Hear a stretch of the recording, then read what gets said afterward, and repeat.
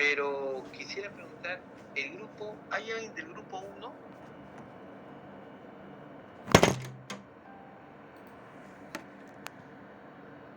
¿Alguien del grupo 1?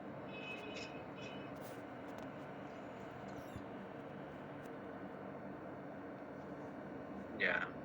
Sí, profesor, buenas tardes. Disculpe, sí, soy del grupo 1. Ya, por favor, tienes que mandar a tu delegada a el PowerPoint para que ella me lo envíe, ¿ya? Y con las calificaciones de cuánto es el porcentaje, cómo cada uno, cuánto ha trabajado. ¿Te acuerdas de todos tus compañeros? ¿Quiénes son? Sí, profesor. ¿Quiénes son? A ver. Pascual Ramos. Un ratito. Pascual Ramos. A ver, no pinches. Y ustedes hicieron barroco, ¿no? Barroco, sí, profesor. Hicieron barroco. ¿Qué más? Mira, Manuel Hilario Calderón. Hilario. Sí. Calderón. Manuel Hilario Calderón Alvides.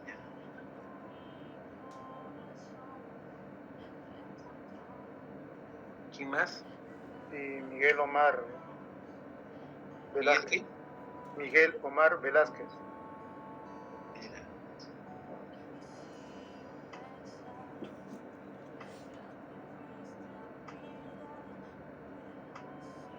¿Y quién más?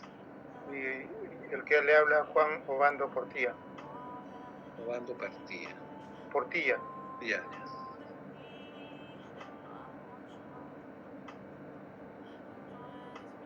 Ya son, ahí tengo 1,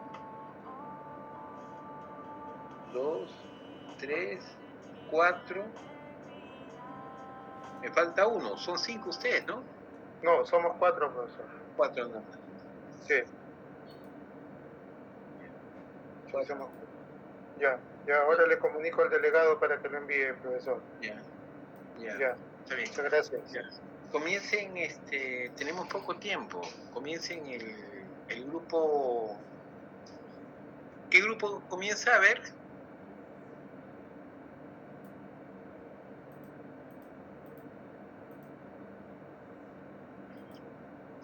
Roxana, ¿tu grupo puede comenzar? Sí, profesor. Patrick va a proyectar. Ya.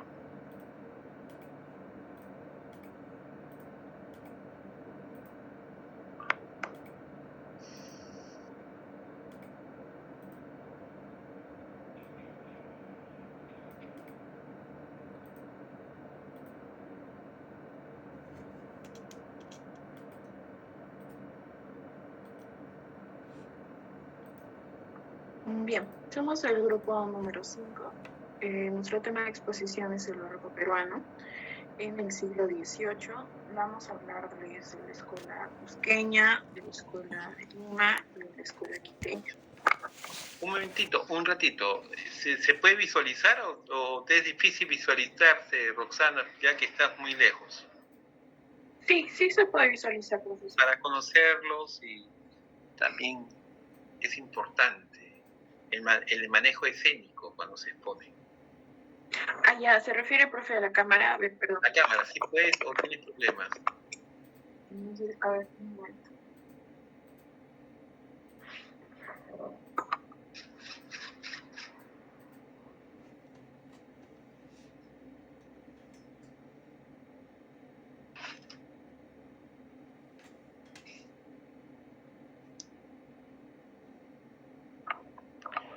Un momentito. ¿Quiénes son tu grupo, Roxana? ¿Quiénes son tu grupo?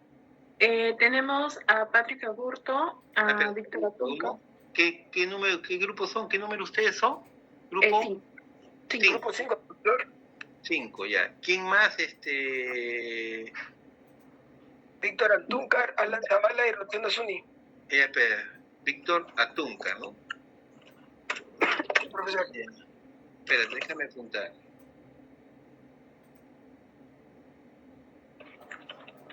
Déjame apuntar primero. Agurto, Atúncar ¿Quién más? Zavala, Y Roxana Zuni. Alan Zavala y Roxana Zuni. Ya.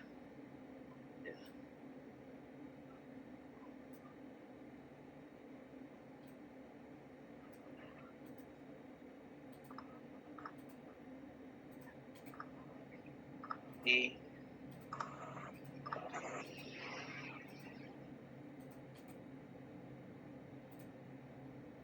ya, ahora sí, son, ustedes son 4 nada más, ¿no? Sí, Son 4 nada más. Ya. Listo, lo escucho. ya está. Patrick, ¿ya puedes actualizar las PPTs? Sí, a ver, espérate.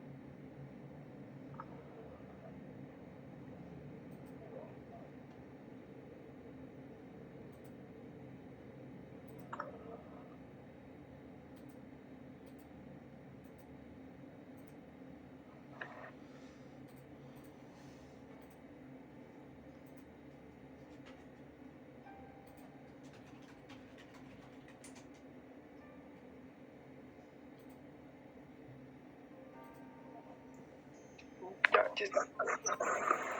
Ok. Bien, como les comentaba, vamos a hablarles del barroco peruano en el siglo XVIII. Les daremos mención de la escuela cusqueña, la escuela de Lima y la escuela quiteña. Voy a dar pase a Patrick para que les haga una introducción. Patrick, siempre digan su apellido, porque yo acá lo identifico como apellido, ¿ya? ¿A quién? Agurto, profesor, Agurto. Augusto, ya. El Listo. barroco peruano. Este jugó un rol determinante en la conquista, en el virreinato. ¿Puedes visualizarte o te es difícil visualizarte? Por el momento no, profesor. No Ya, puedo. entonces te escucho nada más. Ya. Gracias, profesor. Y disculpe. El barroco en el Perú. El barroco peruano jugó un rol determinante en la conquista, en el virreinato y en el programa de evangelización de las comunidades indígenas. La pintura fue una herramienta pedagógica y de propaganda que permitía a la iglesia acercarse hacia estas comunidades. Era un medio de comunicación, un lenguaje claro y fue entonces un arte de función durante el primer siglo de la época barroca. Después la pintura empezó a tomar propia fuerza, a despegarse un poco más de arte de sus funciones dentro del virreinato. Este fenómeno se inició a finales del siglo XVI, trascendió todo el siglo XVIII e incluso hay manifestaciones que indican que permaneció hasta el siglo XIX y tiene una temática que se llama el Renacimiento Inca, el cual vuelven a ser ciertos valores, ciertas ideas del periodo incaico, reformulándolo. Un poquito de agua, como a mí también me pasa eso. La garganta está mal, profesor. Ya no, también a mí me pasa. Y represento dentro del...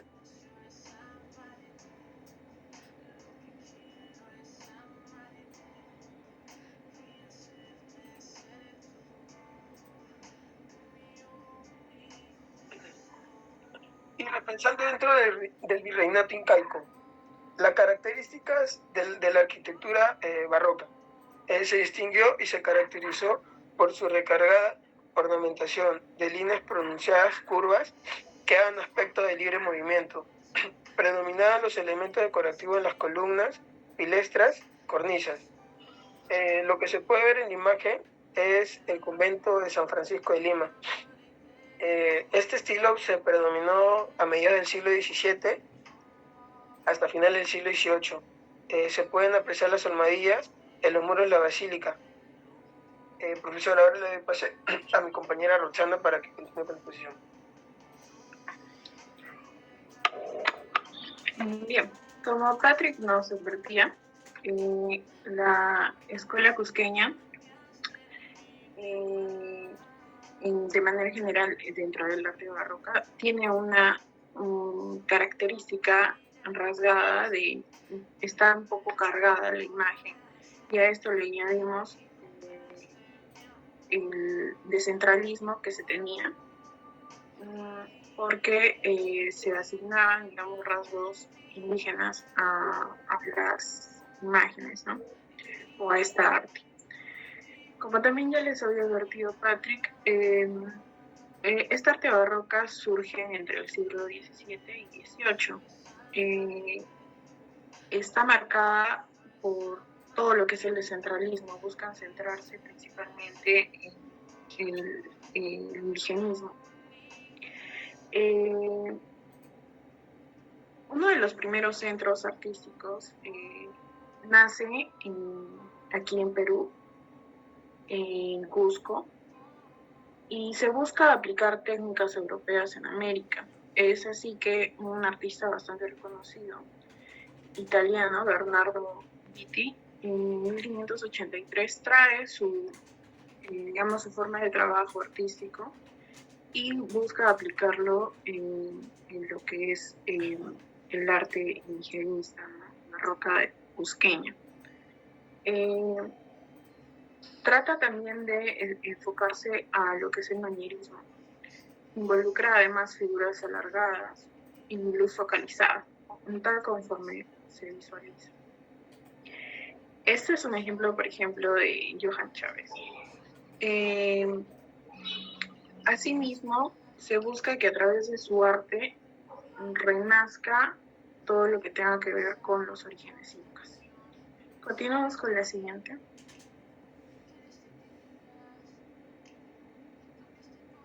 Bien, las características principales de la escuela cusqueña son que son imágenes autóctonas con rasgos también occidentales. Pretenden capturar momentos históricos y del presente para la época de la que estamos refiriéndonos. También es una pintura que surge en el momento colonial de América, específicamente Perú. Lo que quiere destacar es que hay riqueza y mixtura en el estilo de sus creadores, de los artistas, ¿no? También hay un predominio, como lo podemos advertir, de los colores rojos, amarillo y principalmente los que son colores tierra, ¿no? Los materiales que se utilizan son en muchas veces el material del oro en cuanto a los marcos y utilizan, como les había dicho, la religión para plasmarla en su arte. Asimismo, en muchas de sus pinturas podremos visualizar a la Virgen María como una de las figuras o escenas principales de su arte. El manierismo con el que manejan esta arte barroca también brinda un soporte de libertad al momento de expresar su arte, ¿no? Continuamos con la siguiente.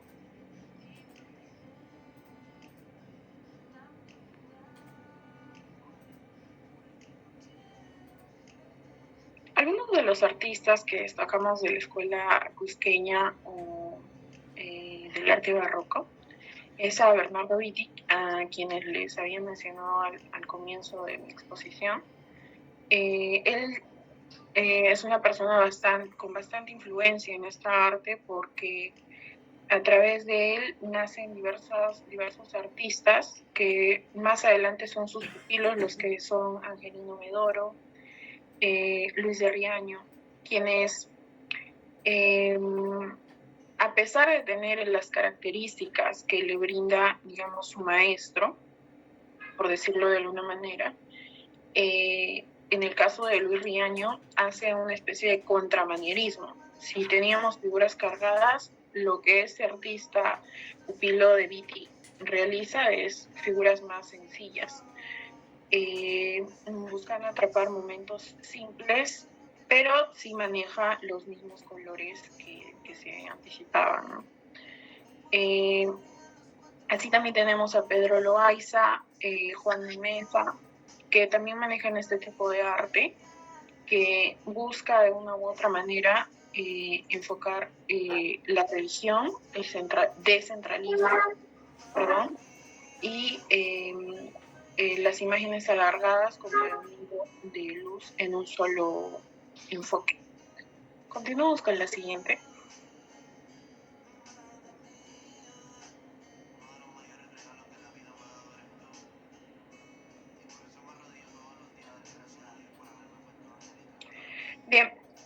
También podemos hacer referencia a Diego Quispetito. Una de las obras que más destaca de este es La visión de la cruz celestial y terrenal. También tenemos a Basilio de Santa Cruz, un artista cusqueño bastante reconocido que también tiene su influencia en Viti. Él crea una imagen, una obra artística de San Francisco de Asís y también el Corpus Christi. También podemos ver muchas de sus obras en la misma catedral del centro de Cusco. Más adelante conoceremos el arte de Antonio Sanchirroca, quien es conocido por una de sus obras de los evangelistas y profetas sobre los pilares de la catedral. Más adelante también hallaremos que una de las obras más reconocidas se da por parte de Francisco Chihuantito, que con la Virgen de Montserrat. Muchas de estas obras se pueden apreciar en el Museo de Lima y la Catedral Cusqueña. Eso sería todo mi parte. Hoy paso a la siguiente exposición. Gracias, muchas gracias.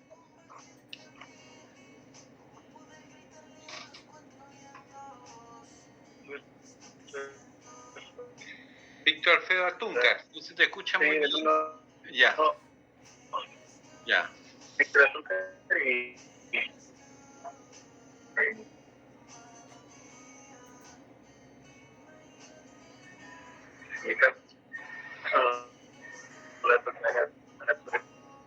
la escuela limeña.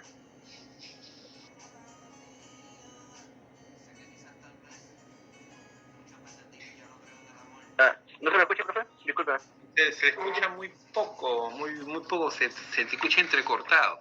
¿Cree que si cierras tu imagen te da mejor definición en tu voz? Si cierras tu imagen. Ya. ¿Te saldrá mejor? ¿Se me escucha ahora? A ver, trata. La escuela limeña es una de las más antiguas Mucho mejor. Está bien, te escuchamos todos.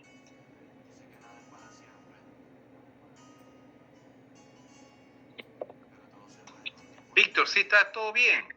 ¿Se me escucha, profesor? Sí, te escucha. ¿Me escucha, profesor? Sí, todo bien, se te escucha, no hay problema.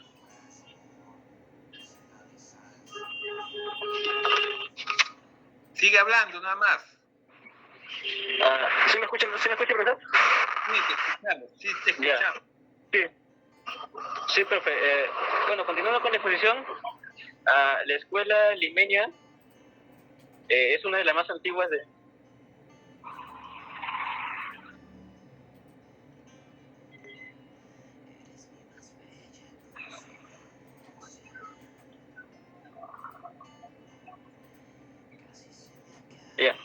Ya, profesor. La escuela limeña es una de las más antiguas de América y en el Perú esto de aquí es una de las más importantes también, principalmente debido a su centralismo que tienen al ser la capital del virreinato peruano. A Lima llegan los primeros artistas provenientes principalmente de España, mientras otros como Pérez de Alessio, si bien no pueden viajar, envían sus pinturas por encargo. Estas obras llegan principalmente a Huánuco y Arequipa también. La temática principal de esas pinturas fue la fe religiosa, debido a que lo que se quería fomentar en el virreinato era justamente eso, las creencias, fortalecer la fe. Y la pintura, este tipo de pintura fue influenciada tanto por el barroco como por el barroco español como por la pintura flamenca. Esto hasta finales del siglo XVII, a la vez que va cimentando su estilo propio, pero también apegándose a los cánones europeos. Esto es lo que contrasta también un poquito con la escuela cusqueña, que esta busca algo más autóctono, mientras la escuela limeña lo que hace es centrarse o crear un estilo propio, pero a partir de la influencia europea. Su lema es también la imagen vale más que mis palabras, debido a que le dan mucha importancia a lo que es la pintura. Siguiente diapositiva, por favor.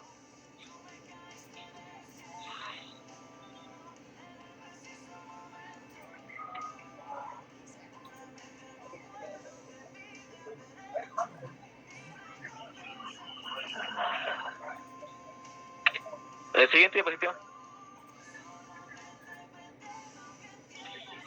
Ahora, entre los principales representantes tenemos principalmente a Francisco de Zurbarán, que es el pintor más importante de esta corriente, debido a que mediante sus pinturas ayuda a acentuar el gusto por el realismo y por los aspectos claroscuros. Mientras que la pintura de Caballete en Lima recibe más influencia flamenca y más cercana hacia lo que es lo académico, es más que cercano al aspecto de la intencionalidad dinámica, motivo por lo cual no tuvo mucha acogida por el claroscurismo. Los siguientes autores son Miguel Güelles y Domingo Carro. Estos fueron pintores sevillanos que son conocidos por haber pintado los 41 cuadros de la vida de Santo Domingo, que actualmente se encuentran en el convento de dicho nombre. Lo particular es que estas pinturas fueron atribuidas en un primer momento a Pérez de Alessio y a Francisco Pacheco, pero en el folleto del conjunto monumental de Santo Domingo, que fue escrito por Stasny, por motivo de la presentación de dichos cuadros, se especifica que el nombre de ambos pintores de los autores fueron justamente Miguel Güelles y Domingo Carro. También tenemos a Francisco Pacheco, Leonardo Jaramillo, Cristóbal de Lozano y Cristóbal de Aguilar, quienes practican el naturalismo suave, sin estridencias y también con armonía de colores. Así como también la dulzura en los rostros, que no son muy expresivos, tanto en santos como en vírgenes. Lo que hace justamente se hace con la intención de despertar la profundidad religiosa y la fe en la capital limeña, en la capital virreinal, hacia fines del siglo XVI. Del mismo modo, la escuela limeña se extiende no solamente a la pintura, sino también a la escultura. Y esta se caracteriza por la técnica del estofado, que en el siglo XVII se encuentra en el auge.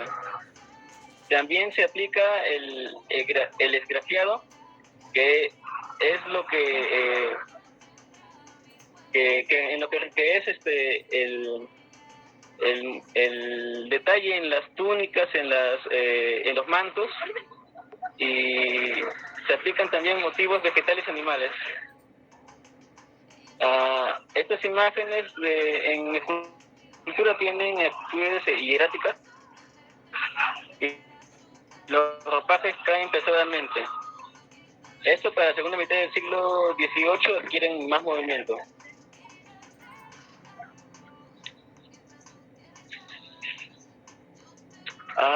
Tienen también expresión extrovertida y también realista. Lo que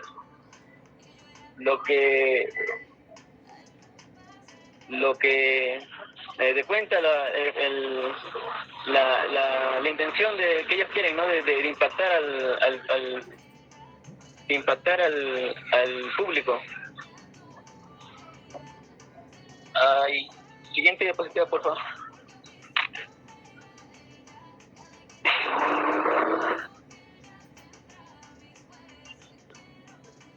Ahora, en lo que son pinturas, como se pueden apreciar en las imágenes, la primera, que es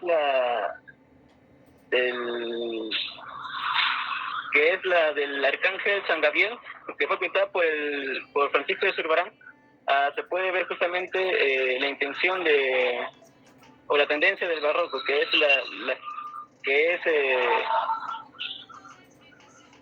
la tendencia de las tonalidades rojizas a las figuras en movimientos sencillos. Las actitudes o las acciones que se realizan son con decoro y las vestiduras son hechas con pliegues amplios. La segunda imagen es la llamada es el tránsito de San Camilo de Lelis, hecha por el pintor Cristóbal Lozano. En esta pintura lo que se hace es representar la muerte de San Camilo y el recibimiento de su alma que es un tema muy recurrente durante esta época. Como se mencionó anteriormente, este es un periodo de mucha fe religiosa, por lo que abundan en este tiempo los dibujos o las pinturas de pasajes bíblicos de la vida de Cristo, así como de las vidas de santos y de su posible contacto con la espiritualidad. Como le dije, lo que se busca es incentivar la religión en la población limeña. Ahora bien, si esto de aquí ocurre en el siglo XVII, pero a inicios del siglo XVIII se empieza a ver un cambio, a ver un contraste. Y producto de esto es la tercera imagen, que es el retrato de Pedro Peralta y Barronuevo, del autor Cristóbal Aguilar, de Aguilar. Esto de aquí, esta pintura fue hecha en el siglo XVIII, y aquí se puede apreciar que la exclusividad religiosa, los motivos religiosos ya no son el centro de interés, por así decirlo, sino que en este periodo, ya siglo XVIII, la corte virreinal y la nobleza ya tienen acceso a la pintura y se comienzan a realizar retratos. Estas pinturas eran más con índole festiva y con un lenguaje pictórico mucho más profundo que en el siglo anterior. Y es así que las pinturas más afamadas son justamente la de Cristóbal Aguilar y la de Cristóbal Lozano, que son dos pintores que se encargan de retratar a los virreyes más importantes del Perú, y sobre todo los que pertenecen al siglo de las luces. Siguiente diapositiva, por favor.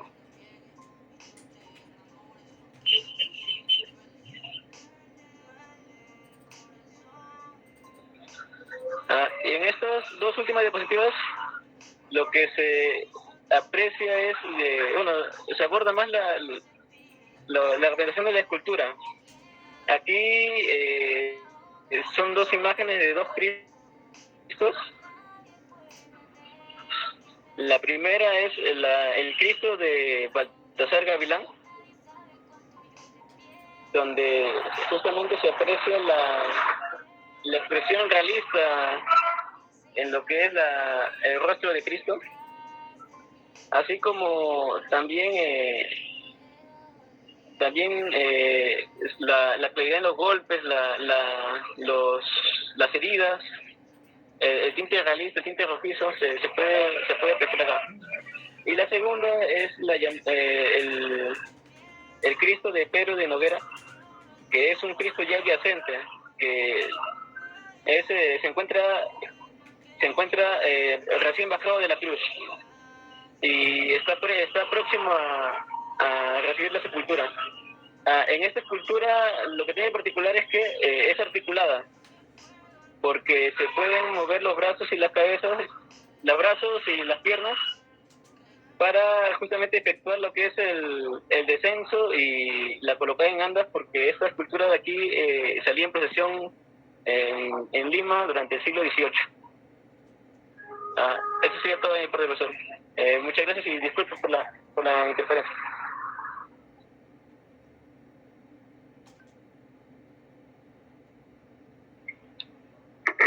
Buenas noches, profesor. Buenas noches, compañeros. Mi nombre es Alan Zavala. Voy a hablar en este momento de la escuela quiteña. Para hablar de la escuela quiteña tenemos que hablar sobre el contexto histórico de esta, ¿no? El contexto histórico sería, ¿no? La llegada de los españoles se vio enfrentada por la guerra civil entre los hijos de Huayna Cápac, Huáscar y Atahualpa, lo que tenía el imperio dividido. Esto favoreció la conquista para someter a los nativos militar, cultural y económicamente en el Quito, un espacio de suelo irregular, templado y frío, con quebradas, lo que los españoles tomaron como un reto para mejorar las condiciones para vivir y atraer a nuevos habitantes en un asentamiento religioso.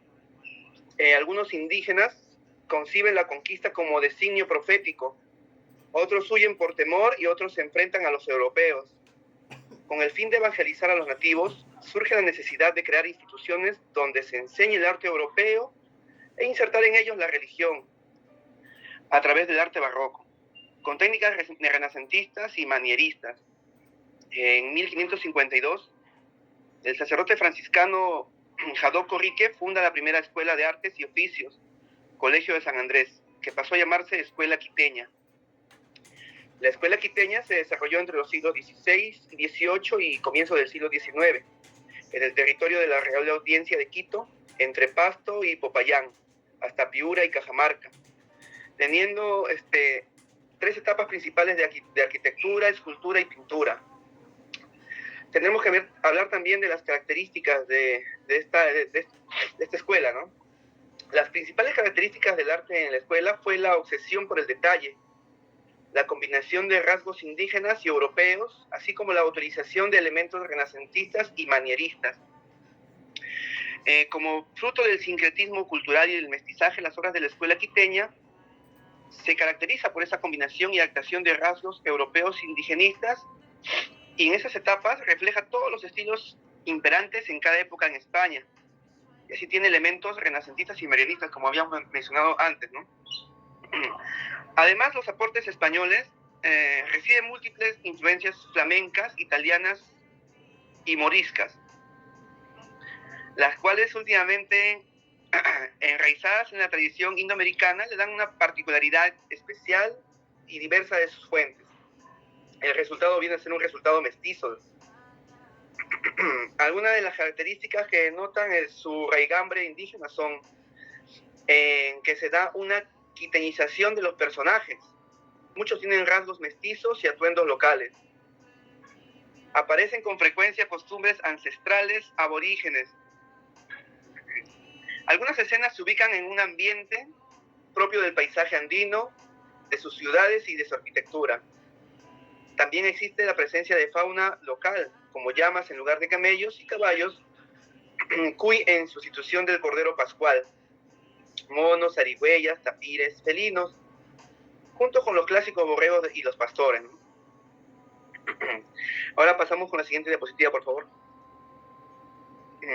Vamos a hablar de la escuela quiteña en el siglo XVI.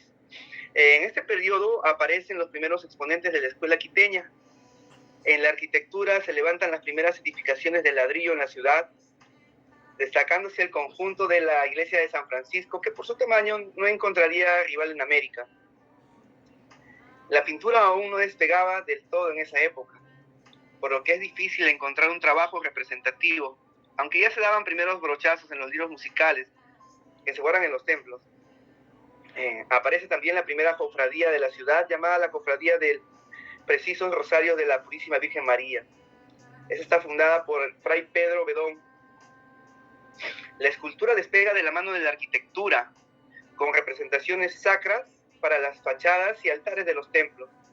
Destacan las figuras de la Santísima Trinidad, del Señor del Árbol, Nuestra Señora de la Merced y la Virgen del Quinche. Entre los principales exponentes de este siglo podemos contar con Jorge de la Cruz en la arquitectura, con Francisco Morocho en la arquitectura también, Fray Jacobo Rique en pintura, Fray Pedro Social pintura, Fray Pedro Bedón en la pintura, Andrés Sánchez Galque también en la pintura, Juan José Vázquez como pintor, Luis de Rivera como pintor y escultor, Diego de Robles como escultor y Francisco Benítez como ebanista. La siguiente diapositiva, por favor.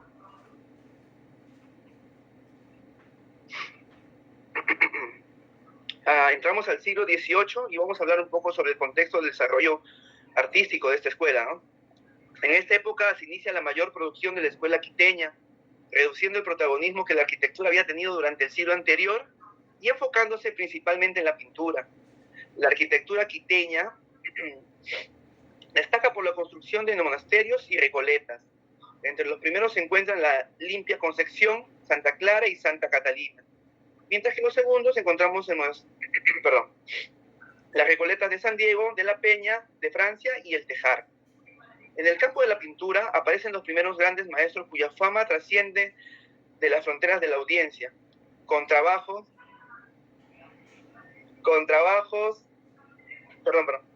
que seguía la técnica del claroscuro europeo de la época. Obras pictóricas representativas de esta época son El Infierno y el Purgatorio de Hernando de la Cruz, la Inmaculada Concepción de Miguel de Santiago, Los Profetas, Los Reyes de Judá y la Virgen del Pilar de Goribar. La escultura en este periodo destaca en la elaboración de retablos para las iglesias de la ciudad. Los adornos de estos son una serie de figuras salidas de la imaginación del artista, donde se funden las representaciones de hojas, frutas como uvas, piñas, aguacate, chirimoya, flores, como aquellas clásicas, como columnas salomónicas, ¿no?, de varias vueltas en espiral, como las existentes en la compañía, y en las columnas anilladas con coronas y complemento de pequeños nichos como los de San Francisco. Los retablos, al igual que las escultóricas, fueron construidos con madera de cedro, traída de los bosques cercanos a la ciudad. El acabado final de la aplicación de oro usando el dorado al óleo, técnica consistente en cubrir los objetos con aceite, extender color sobre el fondo y finalmente aplicar las láminas de oro. A este estilo corresponden las imágenes y relieves de los antiguos coros de Santo Domingo y San Francisco, y como algunos representantes principales exponentes de este siglo, podemos contar con Fray Antonio Rodríguez en la arquitectura, con el hermano Marcos Guerra en la arquitectura y escultura, con el padre Carlos en la escultura, José Olmos Pampite en la escultura, Fernando en la pintura, Miguel de Santiago también en pintura, Isabel de Santiago como pintora, Nicolás Javier Goribar también en la pintura. Seguimos con la siguiente diapositiva, por favor.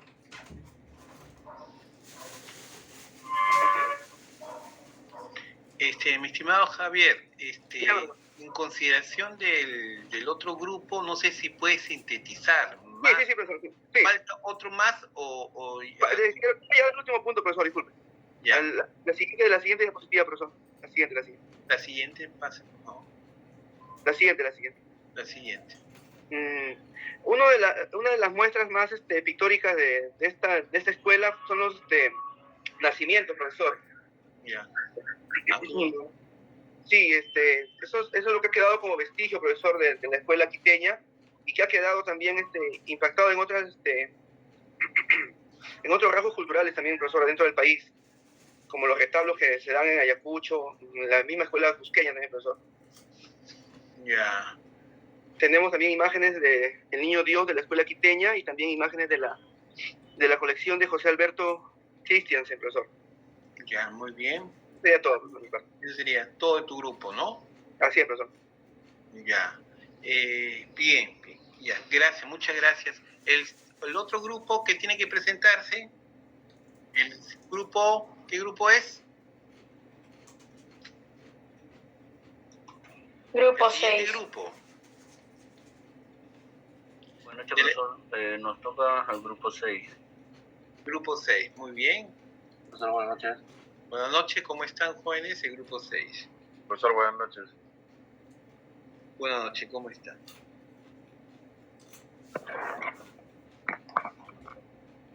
¿Cuál es el tema? ¿Ustedes qué son? Neoclásico, ¿no? No, nosotros somos el barroco siglo XVIII, escuela cusqueña, escuela de Lima y escuela quiteña. Ya. Espérate, déjeme un momentito ver ahí a los alumnos, ¿ya? Miguel Córdoba Cabello.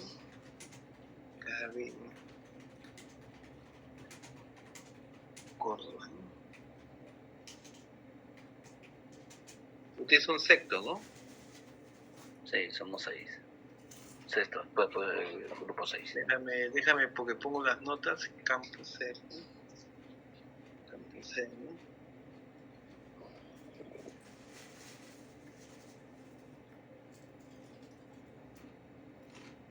Después calle Valdivia.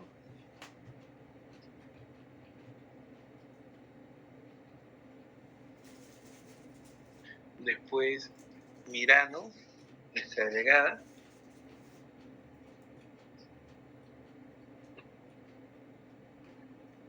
Y después Parodi.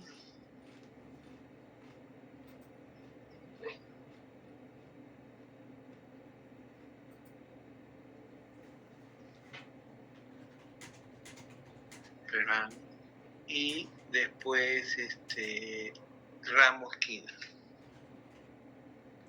Ramos.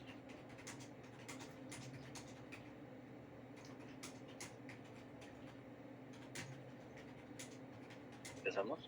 Ya sí, por favor. Buenas noches, compañeros, buenas noches, compañeras. Bueno, somos el grupo 6 y vamos a hablar del barroco siglo XVIII, Escuela Cusqueña, Escuela de Lima y Escuela Quiteña. Pasamos. Bueno, una introducción. Bueno, nosotros habíamos tocado temas la parte europea y otros puntos para poder aterrizar en América y poder tocar los puntos de las escuelas. Bueno, a finales del siglo XVI se produjo una radical transformación en la relación del ser humano con un universo que cristalizó en el barroco y desde Roma se extendió por Europa, América, Extremo Oriente hasta el siglo XVIII. El barroco es un término que da nombre a una corriente artística que se desarrolla tras el Renacimiento, durante el siglo XVII y principios del siglo XVIII. Nace en Italia y se extiende a otros muchos países europeos. El barroco no se considera como una fase decadente del Renacimiento, sino como una creación importante, representante de una época. ¿Pasamos? Tenemos como característica, expone el gusto por lo elegante y lo extravagante, valoración del detalle y exceso de ornamento, búsqueda de la espiritualidad, de las sensaciones y las pasiones internas, dualismo y contradicción, contraste entre luces y sombras, sentido de movimiento, oscuridad, complejidad y sensualismo. Los campos y disciplinas que el barroco intervino fue en la arquitectura, la pintura, literatura. En la literatura tenemos como género de la novela, la poesía, el teatro, la música. Tenemos también la arquitectura, tanto como Italia, en Francia, en España. Acá podemos visualizar una imagen de Diego Velázquez, la pintura de las Meninas de 1656, óleo sobre un lienzo de 3.81 por 2.76 centímetros. Es un museo, el Museo de Prado de Madrid. Y pasamos al otro campo. Acá hay representantes en los géneros que hemos hablado, en lo que es pintura, literatura, música, arquitectura, son representantes europeos. Pasamos. El barroco en América. El barroco fue traído al continente americano a través de la colonización que ejercieron los españoles y portugueses en el Nuevo Mundo.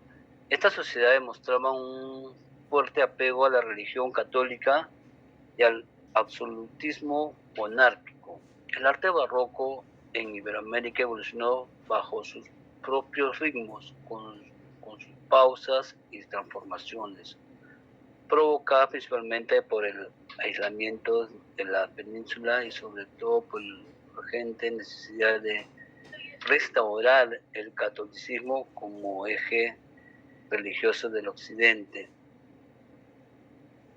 El barroco acá ya en Perú, como es conocido como el barroco andino, es el estilo de barroco, la aplicación del decorado americano hacia la estructura europea.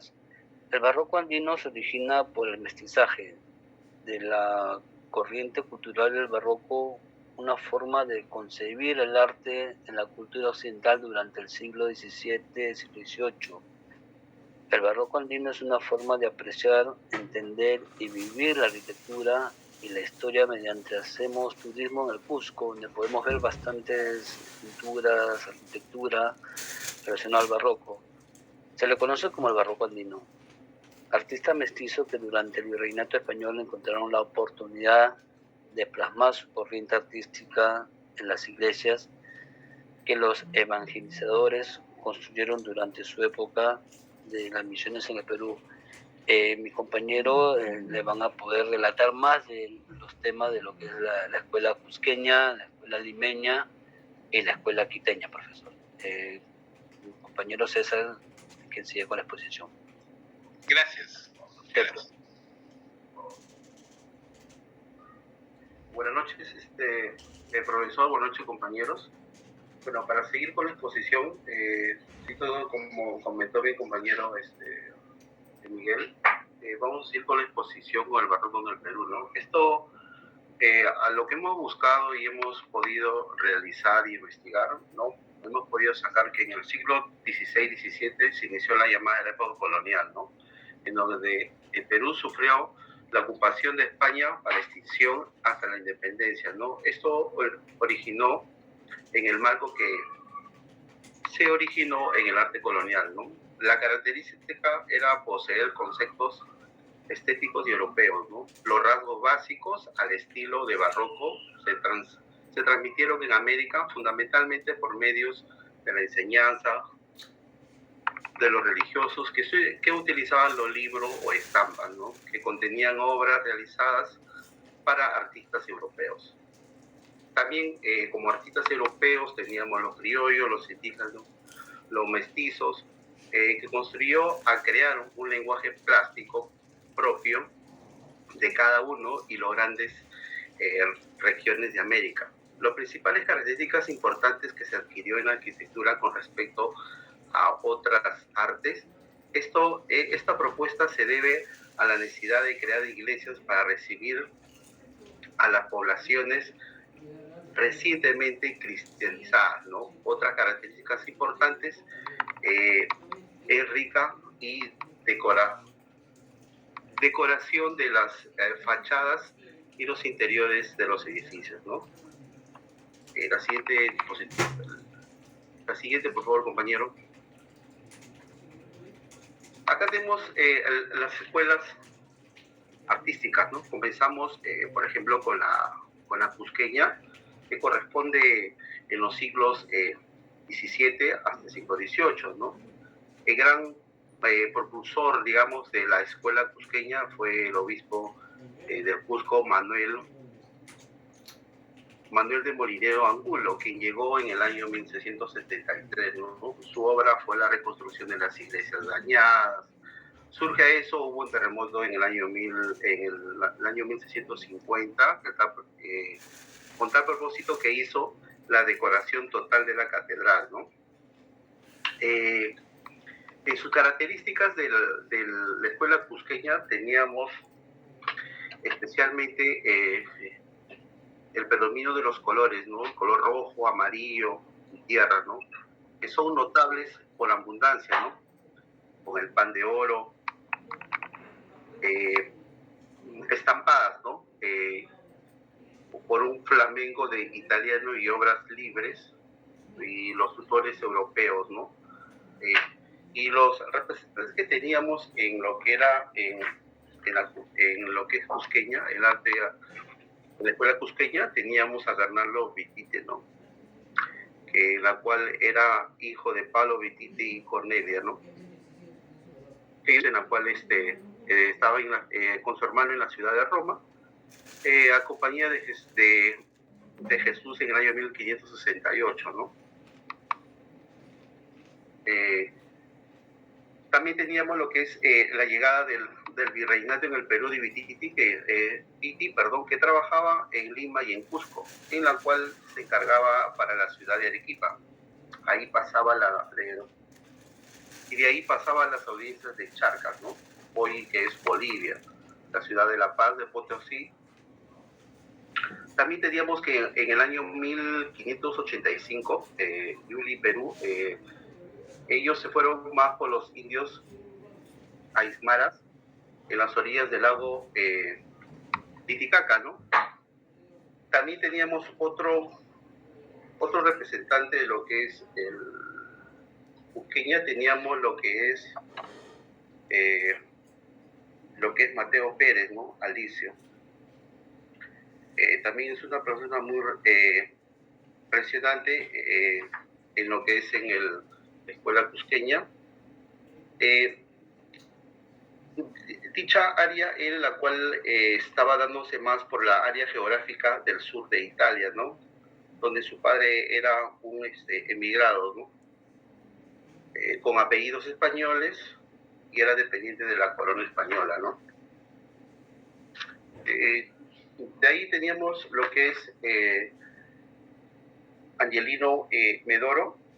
Actualmente él comenzó en los años siglo XVII, ¿no? Muy joven, en Sevilla,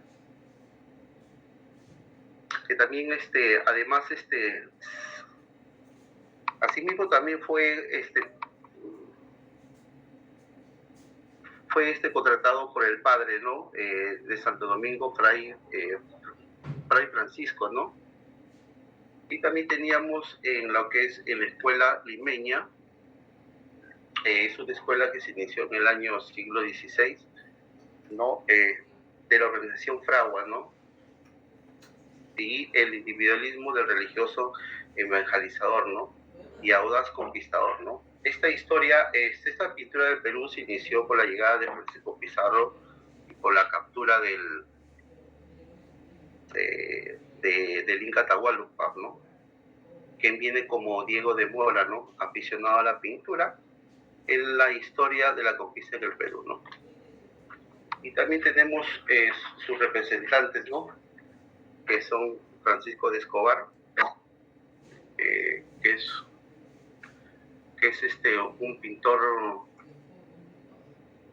un pintor, criollo, que también en sus tiempos que estaba acá en la capital, en lo que es el virreinato. También en el año 1649, ¿no? Muy joven, suscribió los proyectos de estatutos de un grupo de maestros españoles y criollos, ¿no? Autorizados de agremiarse a la manera de Sevilla, ¿no? También teníamos a lo que es al siguiente, que fue Diego de Aguilera. Fue hija de un capitán español, ¿no? Luis Fernández Aguilera y Francisco Córdoba, ¿no? Era criollo y también era de Santiago, ¿no? Ellos también habían llegado a Lima en el año 1643, aunque en esos años pintaba un Salvador, ¿no? Hoy perdido y encargado, ¿no? De Francisco Fonseca Lobo, ¿no? Y ellos, lo que me marcó fue sus obras, ¿no? El milagro del demonio, la mujer salvada del pozo del convento de Santo Domingo. Y también había otro representante que era Pedro Fernández de Noriega, ¿no? Bueno, una persona activa en Lima hasta el año 1671, ¿no? También fue maestro, junto a otros maestros, como Francisco Escobar, Diego de Aguilera y además Andrés de Ivana. Ellos también tenían unas obras muy importantes que se confirmaron. Sus obras fue la indulgencia en el convento de San Francisco, y también San Francisco había recibido con palmas ramos en convenio de San Francisco en Lima en el año 1971, ¿no? Y también lo que pude buscar en la escuela cusqueña tinteña, también teníamos el desarrollo de los siglos XVI al XVIII, ¿no? Donde la cual su mayor esplendor fue el territorio de audiencia de Quito, ¿no? En Pasto, ¿no? Hasta Piura, Cajamarca, teniendo tres etapas muy importantes, ¿no? Que es la arquitectura, la cultura y la pintura, ¿no? Tenía unas características que pude rescatar, fueron las obras de las escuelas, por tener una combinación y adaptación de los rasgos europeos e indígenas, donde se reflejaban, ¿no? Los estilos importantes de esa época, ¿no? Del renacentista y el manierista, ¿no?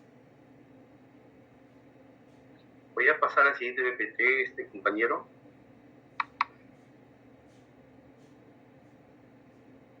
Buenas tardes, profesor, buenas tardes, compañeros. A mí me tocó hablar del pintor Marco Zapata. Pues, por favor, gracias. Marco Zapata, 1710-1777, 73, perdón. Al igual que muchos de sus colegas, procedía de... Mira, hasta la hueva, no quiero mirar ya. Perdón. César, tu audio. César, tu audio, por favor.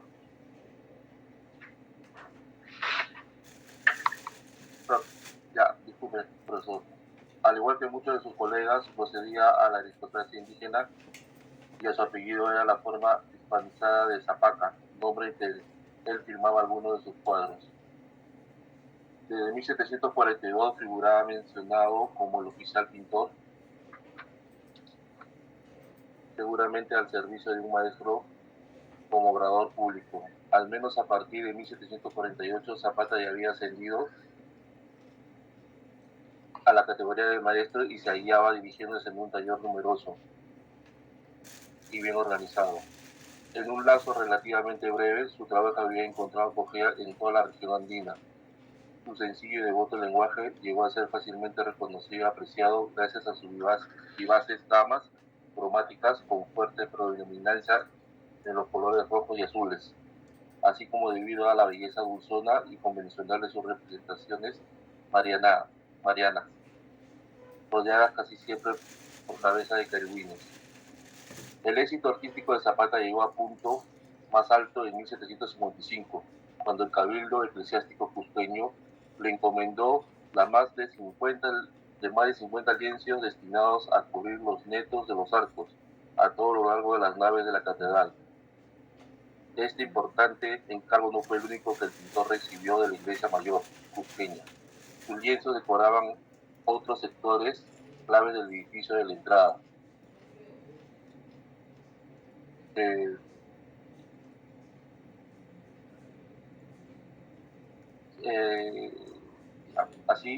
Así como los muros bajos de la nave y algunas de las capillas laterales, representando en ellos diversas escenas de la historia sagrada, relatos adriáticos y alegóricos teológicas. Seguramente a causa de la admiración generada por su obra en la catedral, los jesuitas encomendaron a Zapata en 1762 el enriquecimiento ornamental de su iglesia, al igual que en el caso anterior, la arcaica cubierta gótica de la compañía ofrecía una sucesión de arcos de medio punto que se presentaba para un desarrollo decorativo similar, retomando así la tradición política de emulación asumida por este orden.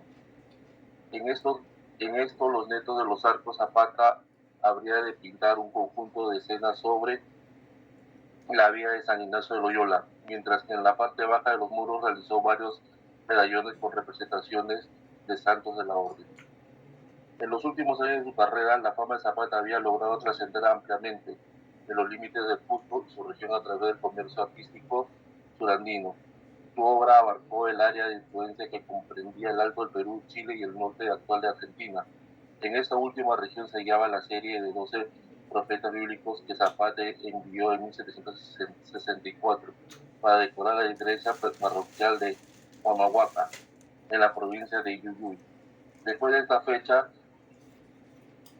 fecha escaseaban las referencias sobre el pintor.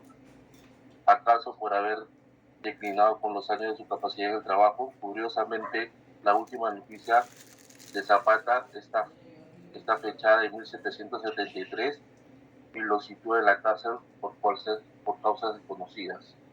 Entre sus obras más conocidas están la serie de Lequianas Lauretanas en la Catedral del Cusco de 1755, Buen Pastor, Catedral del Cusco de 1755, La Divina Pastora, Catedral del Cusco, igual en el mismo año, la serie de Lequianas Lauretanas de la Iglesia de la Compañía del Cusco de 1762, y el matrimonio de Beltrán García de Loyola con Teresa de Iquiades, así como se aprecia la imagen también de la Última Cena, en la cual Marco Zapata en la Catedral del Cusco. ¿Puede pasar la otra, por favor? Aquí mismo podemos hablar de Basilio Pacheco, pintor mestizo, activo entre 1738 y 1752, que llegó a dirigir los talleres exportadores más respetuosos de su tiempo. Su primer trabajo de importancia es el enorme lienzo con la tecnología de la Orden Mercedaria de 1738. Fue colocado sobre la escalera de su convento cusqueño. No se trata de un árbol genealógico en sentido estricto, sino de una vasta sucesión de retratos de santos y personajes notables de la historia. Mercedaria, Pacheco se muestra en su pasión como un pintor plenamente formado, que ella podía contar con mano de su obra subordinada. De hecho, la magnitud de este encargo debió demandar la colocación de un gran número de oficiales y aprendices, pero fue solo Pacheco quien, al darle el término, lo estampó al pie del lienzo su firma latinizada. En torno a 1743 y 1745, Pacheco dirigió la extensa serie de pinturas sobre la vida de San Agustín, que puede verse en el convento limeño de su orden. Esta comisión tuvo un consagratorio dentro de la carrera de pintor, por ver el papel crucial que desempeñaban las comunidades religiosas para trasladar el gusto por los emergentes pintores andinos hacia la capital. Para componer la mayoría de las escenas del ciclo de San Agustín, que sobrepasaban la 40, Pacheco recibió del comitente de las conocidas estampadas que muchos años habían servido a Miguel de Santiago para pintar la sede del convento de Quito. No obstante, la escena final que representa el entierro de San Agustín aparece ambientada en la Plaza Mayor del Cusco e incluye el autorretrato del pintor, de rodillas al paso del cortejo, mirando hacia el espectador. De este modo, Pacheco no solo adjudica la autoría de esta obra, sino da muestra de orgullo localista y a la vez señala el triunfo de la pintura cusqueña en la capital. Todavía en 1752, Pacheco remitía a la ciudad de Huamanga su cuadro de Jesús, mostrando al pueblo por encargo del monasterio de Santa Clara. Ese mismo año, Faustino Galindo, cuyo nombre completo era Faustino Fernández Galindo, firmó el cuadro a Jesús propuesto a Barrabás, adoptando un estilo bastante próximo al de Pacheco, que se conserva en el mismo templo de las Clarisas. Como se visualiza en la imagen de la PPT, podemos ver el cuadro de San Agustín, ¿no? Siguiente PPT, por favor. Asimismo, la escuela cusqueña Los Ángeles Arcabuceros se conoce como el ángel arcabucero a la representación del ángel con arcabuz, un lugar de la tradición espada, con el estilo de desarrollo durante la colonia de la ciudad del Cusco. En la pintura veredal del Perú, el tema de los ángeles se configura como uno de los más característicos de la escuela cusqueña, un tipo especial de estos ángeles que buscó una especial difusión del siglo XVII en la zona del Cusco, centro del origen y única ciudad donde se produjo grandes cantidades que se distribuyen en la zona andina y en Europa. En el virreinato de Perú es el ángel arcabucero, es decir, un ángel vestido con ropas inspiradas en los soldados de la época y armado de arcabuz. Es posible que la buena acogida que tuvieron estas obras entre los indígenas de la época se debata en la parte de la facilidad con lo que pudieron identificar estos seres alados con algunos antiguos deidades y héroes. No obstante, para la elección de los distintos ángeles, los autores tuvieron bien en cuenta los escritos cristianos de la época cercana de la jerarquía de los ángeles, y de hecho a menudo se pintaban los arcángeles, tanto los oficiales reconocidos por la iglesia como los que vieron la tradición. Al comenzar el siglo XVIII, la demanda de la pintura desde todos los confines del virreinato crecía aceleradamente. Cientos de lienzos cusqueños en un gran porcentaje de arcángeles arcabuceros viajaban constantemente a Lima, en Alto Perú, Chile y al norte argentino. Para ello se instalaron grandes talleres artísticos, mayormente indígenas, que atendían grandes pedidos de diferentes series de cuadros. Eso sería todo por mi parte, profesor. Le doy paso a mi compañero. Gracias. Gracias. Yo estoy atento en todo lo que ustedes dicen, agradeciendo a cada uno. ¿Quiénes faltan? Tratando de pedir que sean más sintetizar por el tiempo, ¿no? Aunque creo que tenemos tiempo, porque ustedes son varios, son 6, creo, ¿no? Son Sí, mucho profesor, más. pero en esta oportunidad solo vamos a exponer 5. Ah, ya. Y bueno, buenas noches, compañeros y profesor. Yo voy a hablar sobre la escuela limeña. La escuela limeña es una de las más antiguas e importantes, esto debido a su ubicación. Entra el barroco a esta cultura gracias a la llegada de artistas y discípulos, quienes transmitirán sus conocimientos adoptando nuevos discípulos. La escuela se inicia en el siglo XVI, siglo de organización, fragua y del individualismo. La historia de la pintura en el Perú se inicia desde la llegada de Francisco Pizarro y la captura del Inca Atahualpa, quien viene con Diego de Mora. Debido a esto se produce la creación del nuevo arte pictórico en el Perú, esto desplazando el arte incaico. Luego, en el siglo XVII, se hace llamar siglo de oro. Llega Angelino Medoro, quien continúa la línea manierista. Además, se hace presente una gran influencia de las pinturas españolas y del arte pictórico flamenco. Para el inicio del siglo XVIII, la actividad de los talleres limeños decae ciertamente ante la intensa circulación de pintura procedente del Cusco, que llegó a imponerse en el gusto capitalino, y asimismo la corona española cambia de dinastía, el traspaso de los reyes de Austria a los reyes de Borbones de Francia. Este cambio trae por consecuencia una inquietud científica y filosófica. En esta época se dan viajes de carácter científico a América, lo que trae el surgimiento de escritores amantes del país y la creación de la conciencia nacional. Uno de los principales representantes es Francisco de Escobar, quien fue un pintor criollo, reputado como uno de los mejores de su tiempo en la capital del virreinato. En 1649, Escobar recibía el encargo ciertamente consagratorio de decorar la capilla catedralicia de las Ánimas, obra en la que se conserva un notable fragmento de la resurrección de Cristo.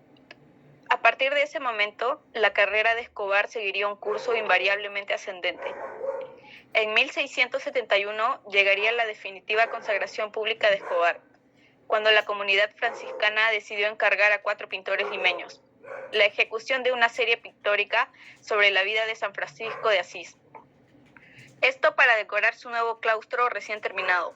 Un franciscano criollo se refirió a estos lienzos como una verdadera hazaña, esto de signo cosmopolita, dentro de este ambicioso proyecto pictórico que marcó el apogeo de la primera escuela limeña de pintura.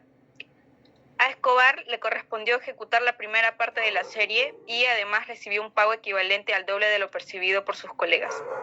Por ello mismo, tanto la calidad técnica como la unidad de estilo debe atribuirse a la iniciativa de Francisco Escobar.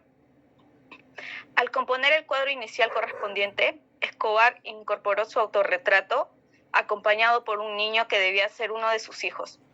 Se incluye en un lugar equivalente al de San Juan Evangelista, sentado ante el caballete con la imagen profética del santo, e interpela directamente al espectador. De este modo, Escobar conseguía reelaborar en Lima la imagen del artista caballero que había caracterizado la lucha por el reconocimiento social entre los maestros españoles del siglo de oro. Una de sus obras principales fueron La Resurrección de Cristo, que está en la Catedral de Lima de 1649, y La Profecía de la Avenida de San Francisco de Asís, en el Convento de San Francisco, en Lima, 1671. Siguiente diapositiva, por favor. Andrés de Liébana. Él fue un pintor negro, esclavo de Francisco de Liébana. Sus habilidades en el arte de la pintura hicieron que en su tiempo fuera considerado entre los artistas más reputados de Lima. De hecho, en 1671 fue escogido junto con maestros de la talla del mencionado Escobar, Diego de Aguilera y Pedro Fernández de Noriega. Esto para hacerse cargo de una parte de la serie pictórica sobre la vida de San Francisco de Asís. El lado del claustro que correspondió a Liébana fue el tercero, donde se destaca la escena que representa a la cortesana tentando a San Francisco, obra que sigue el estilo planteado por Escobar y se sitúa en un momento de apogeo para la emergente Escuela Pictórica de Lima. Una de sus obras principales fueron San Francisco funda un convento y es tentado por el demonio, y La Vocación de Santa Clara. Fray Pacífico ve la silla perdida por Lucifer. Siguiente diapositiva, por favor. Solo después del terremoto de 1746 habrá un auténtico resurgir pictórico, pero esta vez bajo el signo de la Ilustración. La gran figura del periodo fue Cristóbal Lozano, cuya obra sintonizó con el gusto académico europeo del momento.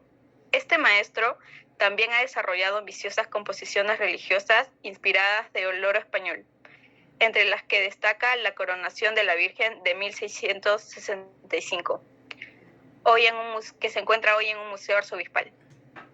Cristóbal Lozano también fue considerado como el maestro limeño más importante de su tiempo y el iniciador del resurgimiento experimentado por la pintura limeña en la segunda mitad del siglo XVIII. Claramente influido por la pintura religiosa del Cusco, cuya aceptación era creciente en la ciudad. Que muchas de sus obras juveniles no hayan sido identificadas sino en tiempos recientes fue debido a que su estilo se apartaba de la manera clásica de Lozano. Tras el gran terremoto de 1746 que devastó Lima, Lozano tuvo en varias ocasiones que restaurar muchas de las pinturas que guardaba la ciudad. Al parecer fue esta la razón principal para que entablara una estrecha relación con el oidor Pedro Bravo de Lagunas, quien era un poseedor de una importante pinacoteca europea y personaje de gran influencia en la corte virreinal. Y este personaje también se convertiría en su mentor. A partir de entonces, la producción de Lozano se vio claramente influida por el retrato cortesano de inspiración francesa y por composiciones religiosas. En la década de 1760, Lozano se vinculó con la orden jesuita al ejecutar el vasto lienzo de la Coronación de la Virgen, que estuvo rodeada por los santos jesuitas en 1766, destinado a decorar la nueva iglesia del noviciado de la compañía. Por entonces, el redactor de la Gaceta de Lima comentó elogiosamente la composición de Lozano como el mejor adorno del edificio. Dijo, por su distinción única en el Perú, lo que revela el aprecio dispensado por sus contemporáneos.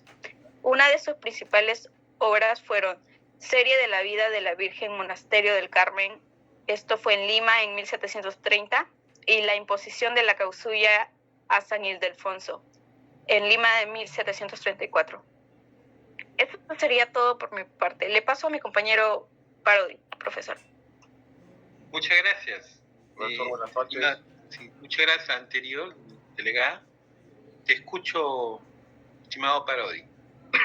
Buenas noches, profesor. Buenas noches, compañeros. Continuamos con la escuela quiteña. La escuela quiteña es como se ha llamado al conjunto de manifestaciones artísticas que se desarrolló entre los siglos XVI y XVIII, época en la que alcanzó su mayor esplendor en el territorio de la Real Audiencia de Quito, entre Pasto y Popoyán hasta Piura y Cajamarca, teniendo tres etapas principales de la arquitectura, escultura y pintura. Las obras de esta escuela se caracterizan por tener una combinación y adaptación de rasgos europeos e indigenistas, donde se llegan a reflejar todos los estilos imperantes en cada época, como el renacentista y manierista, ¿no? En su máximo esplendor, la escuela quiteña fue eminentemente barroca. Uno de los elementos identificativos de la escuela quiteña es su técnica de encarnado, como también se le conoce la simulación del color de la carne del cuerpo humano, que brinda una apariencia más natural a la piel del rostro de las esculturas. Ahí tenemos uno de sus representantes, que es Miguel de Santiago. ¿Ya? Este pintor nació en la Real Audiencia de Quito y fue un fiel exponente de la escuela quiteña en el siglo XVII. Este artista fue nieto de indios e hijo de mestizos. Quedó huérfano de padres a temprana edad. Este primer trabajo se caracterizó por resaltar en cada cuadro la composición formada de estructuras arquitectónicas, paisajes y distancias atmosféricas. Este pintor realizó algunos trabajos de pintura como el Convento de la Merced, los cuales fueron titulados La Doctrina Cristiana. De igual manera pintó la sacristía de la iglesia de Huánuco. Ahí vemos también una de sus pinturas, el Cristo de la Agonía. Otro representante también fue Nicolás Javier de Bolívar, también llamado más conocido popularmente como Bolívar, perteneció a la Escuela Quiteña de Artes entre los finales del siglo XVII y principios del siglo XVIII. Bernardo de la Garda también fue un escultor, pintor, tallador y platero ecuatoriano que vivió en el siglo XVIII y perteneció a la Escuela Quiteña de Artes y Oficios. La obra más conocida de este artista quiteño es la llamada Virgen de Quito, en el año 1734, que representa una advocación a la Virgen Inmaculada, cuyo trabajo fue encargado por los padres franciscanos por su templo. Esta escultura tuvo una gran popularidad, tanto que innumerables copias e imitaciones distribuidas por varios países. En lo que se refiere a la actividad realizada por este artista como entallador de retablos, se destaca el retablo mayor de la Iglesia de la Merced, una de sus obras más marcadas, con características barrocas, y la cual fue culminada por un discípulo llamado Gregorio. También tenemos a Manuel Chili, nombre artístico Capiscara. Este artista constituyó un afamado escultor y tallador indígena que perteneció a la Escuela Quiteña de Arte, específicamente en el siglo XVIII, de cuya escuela llegó a ser uno de sus máximos representantes. El nombre artístico de este escultor, Capiscara, significa cara de madera o cara de palo. Ello ha influido en suponer que se trataba de un hombre con rostro cobrizo y piel tersa, similar a la madera tallada. Entre sus obras también tenemos el Cristo Yacente, que se encuentra en el Museo Nacional de la Ciudad de Quito, Virgen de la Luz, que está en el Museo Nacional de Quito, y como tenemos en la imagen, la Sábana Santa, que está en la Catedral Metropolitana de Quito. Esta escultura está hecho en una base de madera policromada, con un realismo sumamente complejo. Y para terminar, también tenemos al representante Manuel Samaniego. Este artista ecuatoriano se destacó en la pintura y la escultura y fue considerado uno de los últimos representantes de la Escuela Quiteña de Arte. Las obras de este pintor se encuentran en varias iglesias y conventos de la ciudad de Quito. Se destacan algunas como la Divina Pastora, que es un óleo sobre un lienzo, la Oración de los Magos en la Catedral de Quito y el Nacimiento del Niño Dios en la Catedral de Quito. Para terminar, profesor, compañeros, le doy pase a mi compañero Miguel. Muchas gracias. Bueno, profesor, para las conclusiones de la exposición, se puede decir que el barroco fue un movimiento artístico y cultural muy importante en el rompimiento de la antigüedad, de las pautas establecidas en el Renacimiento y en la transición hacia los tiempos modernos, ya que en él se dieron nuevas formas de pensamiento y de interpretar la vida de un modo más realista y terrenal. La religión determinó mucho la característica del arte barroco. La contrarreforma, hecha para combatir el protestantismo, contribuyó a la formación de un arte emocional, único, exaltado, dramático, con claro sentido de propagar la fe. Podemos suponer que el barroco es respuesta y reflejo de una sociedad asociada fuertemente al catolicismo y a la amplitud del fenómeno religioso que provocó en los distintos pueblos del llamado Nuevo Mundo, teniendo sus formas la idea de atraer a cualquier persona a observarlas por su dinamismo y lenguaje encubierto en sus fachadas históricas, que buscaban finalmente aleccionamiento doctrinal y espiritual, que desembocó en una forma de expresión propia en la adaptación del continente. Existe una polémica en torno a la autenticidad del barroco americano, sus diferencias con el español, sus rasgos propios, su cronología, su importancia estética, sus limitaciones. Lo que es innegable que es en el Nuevo Mundo, en el siglo XVII y primera mitad del siglo XVIII, La creación artística estuvo altamente influenciada por el barroco español, lo cual contribuyó a la gestación de un estilo muy peculiar, cuyas semejanzas obligan a que se le clasifique como barroco, y sus diferencias demandan el calificativo americano. Los creadores barrocos americanos se inspiraron en motivos indígenas populares, creando así un auténtico estilo criollo mestizo.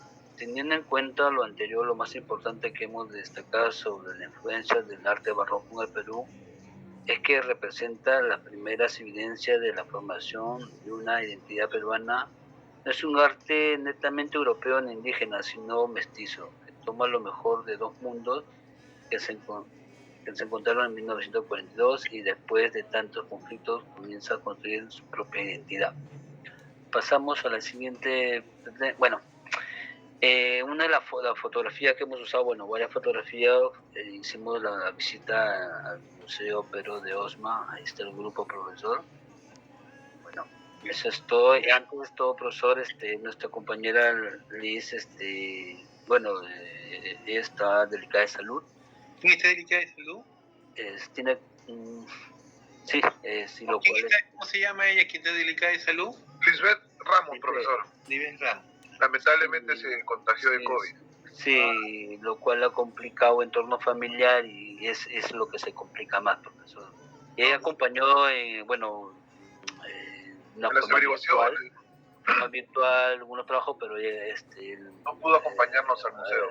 Aparte que la enfermedad con un poco de fuerza y lo cual le impidió que pueda hablar, cosas así, bueno, sabemos, y por ese motivo, lo cual no hemos cuadrado el trabajo porque ella ya tenía la parte de exposición, pero ante esto, bueno, contingencia, profesor, hemos aplicado. No, está muy bien, esa solidaridad también es parte de la formación de los alumnos. Así es, profesor. Bueno, compañero, muchas gracias, profesor. Ahí le vamos a enviar el trabajo, lo tenemos en Word y en el PPT. Ya, en PPT me lo envían, ¿ya? Y con los números, con los porcentajes de cómo han trabajado, cómo han considerado, cómo han trabajado cada uno. Todos por igual, profesor. Ya, entonces pongan 100%. Okay, si todos se consideran así. Así es. Deja de... Muchas gracias. Gracias, profesor. No, ya, cómo no. La pregunta, ¿no?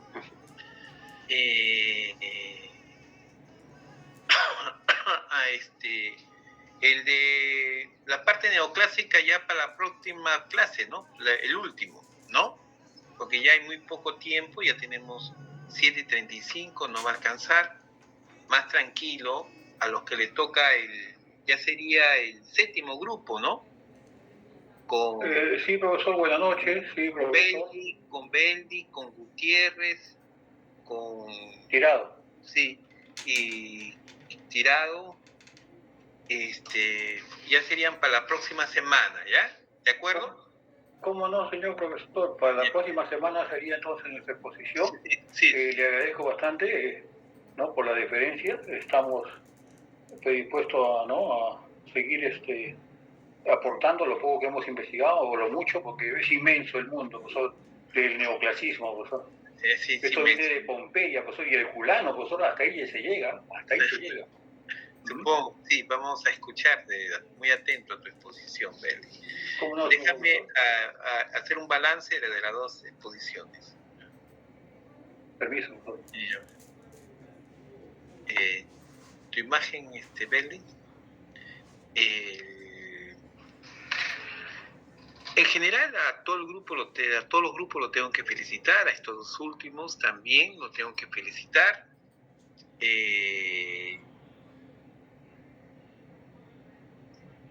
Pero no todo es perfecto, usted lo sabe, ¿no? O no lo saben, no todo es perfecto, es un campo que recién ustedes se meten, que es la historia del arte, y algunas cositas que le tengo que recomendar, ¿no? Un ratito me llama parece un caso urgente, un minuto, vamos, descansemos 5 minutos, ¿les parece? Gracias, profesor. Sí, Sí, profesor. Descansemos 5 minutos. Profesor, disculpe, se le tienen que enviar a su correo, ¿verdad? Mi correo. Las PPT. Sí, sí. Ok, está bien.